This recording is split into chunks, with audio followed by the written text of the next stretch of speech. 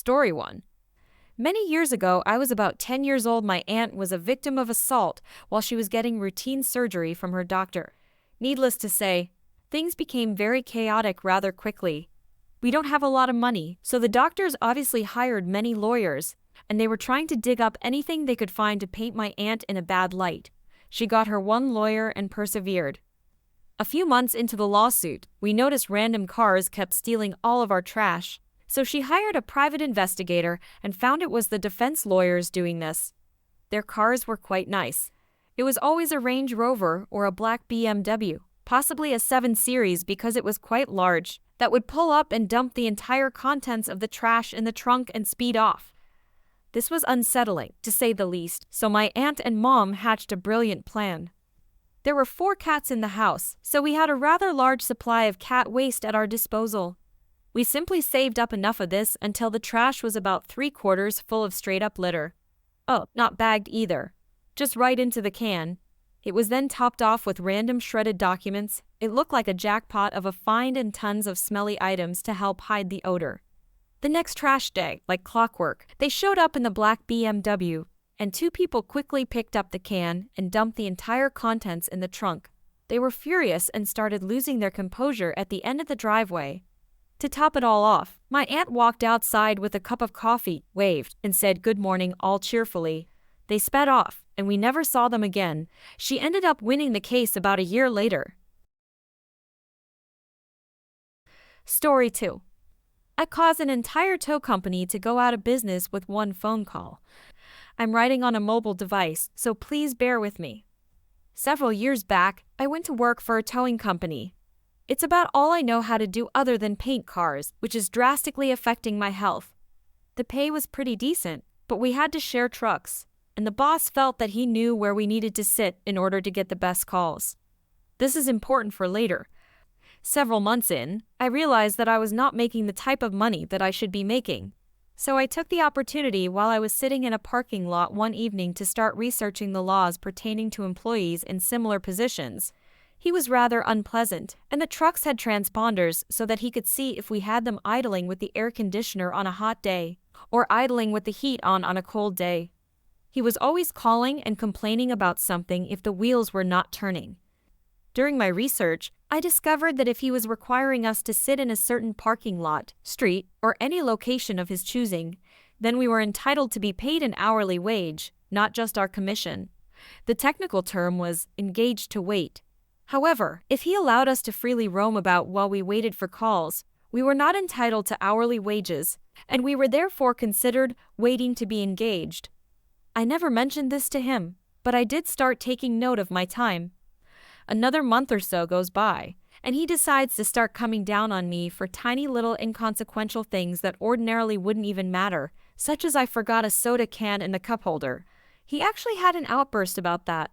At this point, I was tired of working there and had already found another job, so I decided it was time to put my plan into motion. I called him up, told him that we needed to have a conversation about my final wages, and that we could meet at his convenience. Upon entering the office, I laid out my argument, explained the state law, and told him I expected to be paid for the hours that I was on the clock, but not freely allowed to roam looking for work or able to do things of my choosing. He told me in no uncertain terms he would not be paying me for that time, as that was agreed to upon my employment. I did not bother to argue, as I already had my next step planned, so I took my final check and I left. The following Monday, I made a phone call to the State Labor Board where I laid out my case to them. Needless to say, they were very interested in what was going on. In the end, they came to review his employment records and speak to the drivers still working. When he got the bill of what he had to pay us all, it was too much for him to afford, so he sold the trucks, his boat, and lot and went out of business. I never got the money owed to me in full, only a fraction.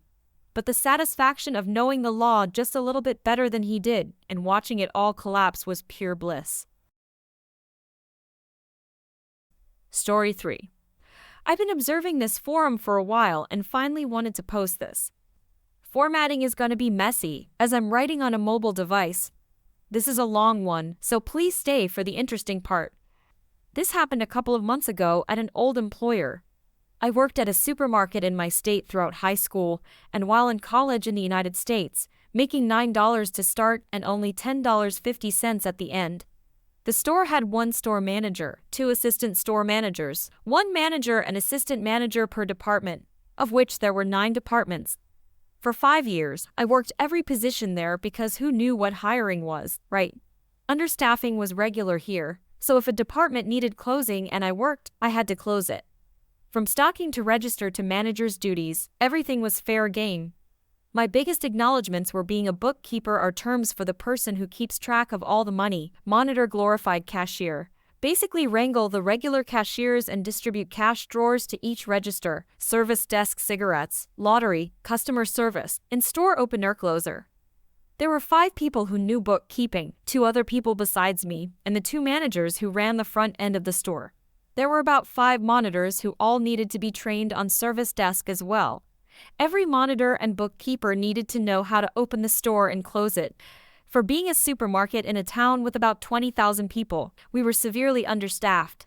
I worked 12 to 16-hour shifts at least once a week because people would call off all the time. Keep all this in mind for later on. Backstory: I started working here at 16 in high school originally as a stock person. 25-hour work weeks eventually moved up to 35-plus-hour work weeks. Moved up to register, then monitor, then service desk, and finally bookkeeping when I turned 18, now 21. The hours were always good, never had a week drop below 35 hours at least. But it all changed because of an unpleasant individual. At the start of the global health crisis, I was working while in college, so all these guidelines had to be followed. Everyone needed their toilet paper and hand sanitizer to keep the virus away. No big deal. On top of the guidelines, we also had been hiring a copious amount of people. This store had a history of training new hires with other people who have been working for maybe a month or so. So as you could guess, training was a disaster. But since the health crisis had the store busy all the time, we needed more people. I wanted to train people the right way because I got sick of doing other people's jobs. In March, we had gotten 4 new hires to train for my position. Now these new hires needed training on the service desk. Easy, let them run it while I watched and helped out the best I could. Easiest way to get people to learn. Most of them needed training here because there were 3 of us total, at the time, who could run it. After training everyone, 1 per shift at a time over 4 weeks, there were 7 people now ready to make mistakes. But everyone who knew how to run the service desk needed training on monitor too. Guess who had to train everyone for another position? After another 4 weeks of frustration, everyone got trained. Around this time was the end of May. This is where the interesting part begins. The interesting part, starting in June, we had been starting to lay off the hours since the health crisis started to slow down. Hours started to get cut from all the register people, from about 20-30 hours a week to 10 hours max. We got overstaffed and people started quitting left and right. Not a big deal because those positions were easy to fill. But that's when my hours started getting cut. At the time, the one new hire who started in March, who we'll call Helen, had been getting really good hours. I'm talking about my hours. We had the same problem, college money, car money, the works and all. But then I got scheduled for 16 hours one week, and they got scheduled for over 35 hours. Not once since I was 18 did I get less than 35 hours.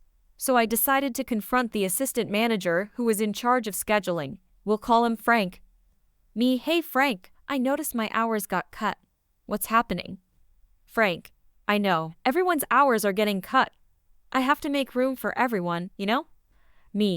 I couldn't help but notice that Helen is getting quite the hours. So you made room for her and no one else? Frank, I was unaware of that. I'll get you some more hours next week. The rest of the week was kind of boring since I was a workaholic. No one called me to cover shifts or anything. The following week, I asked around to see who covered any shifts last week, and it turns out that all the new hires got called first.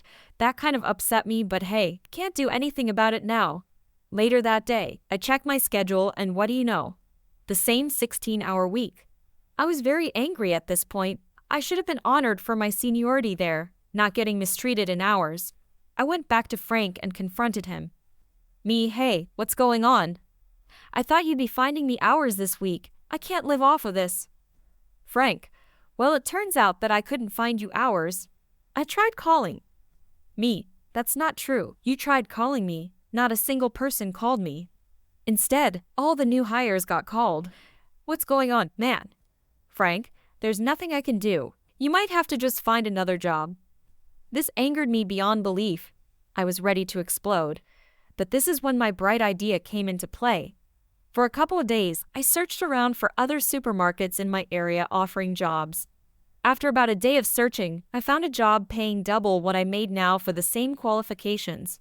I gave them a ring and got an interview for the following week. The following day, I went into work, for what I didn't know was my last shift, and told Frank what was happening. Me, hey Frank, I just wanted to let you know I took your advice. Frank, advice? Do you mean finding another job? Me, you're absolutely right. I hope you have fun. I will never forget the look on his face. Completely baffled. He didn't expect me to actually find another job so quickly. This is where my revenge began. Revenge. After I walked out of Frank's office, I went around doing my usual work. During every shift, a large amount of paperwork needed to be processed in the computer in order to close the store correctly and set up bookkeeping for the next day. Fun fact, that day in particular was Supplemental Nutrition Assistance Program Day. For those who don't know what that is, it's the day that government-funded food stamps arrive on everyone's electronic benefits transfer card monthly. That day, I decided to disregard paperwork and just don't do anything. I was quitting that day because my anger got the better of me. The store closes at about 12 a.m., and I walked out of that place as free as can be. The next day, I woke up to find some really obnoxious and angry texts from coworkers. I completely disregarded them, unknowingly that they said I worked that morning. I went down to the supermarket to grab some things for my house, and as soon as I walked in the door, every ex-coworker of mine looked at me as if I had just made a mess on the floor. One of them pulled me aside, let's call them George, and this happened.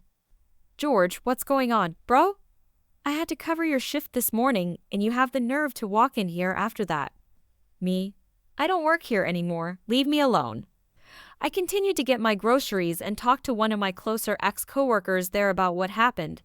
As it turned out, Frank had no idea that the previous day was my last, and that the entire front end of the store had gotten brutally messed up. Since the store closed at 12 a.m. and no paperwork was filed, our corporate called the assistant manager, also in charge of making sure all departments are closed correctly, and asked where all the paperwork was. No idea that I had not filed it. Frank had to go into the store, over an hour away from him, to file all the paperwork himself. Not only that, tons of violations were given to him because since none of the paperwork got done by the person closing, no one had a record of anything done at the store from the previous day. On top of everything, the amount of paperwork needed done was practically doubled since that day was Supplemental Nutrition Assistance Program Day. As soon as the store manager heard about this, she was furious. After about a month, I was working my new job and heard some information about Frank. Apparently, he had to go into a meeting with our corporate bosses and the store manager. He had gotten fired from his position due to all of this and had not been able to get a letter of recommendation from that employer also. It's unfortunate when things don't work out, isn't it?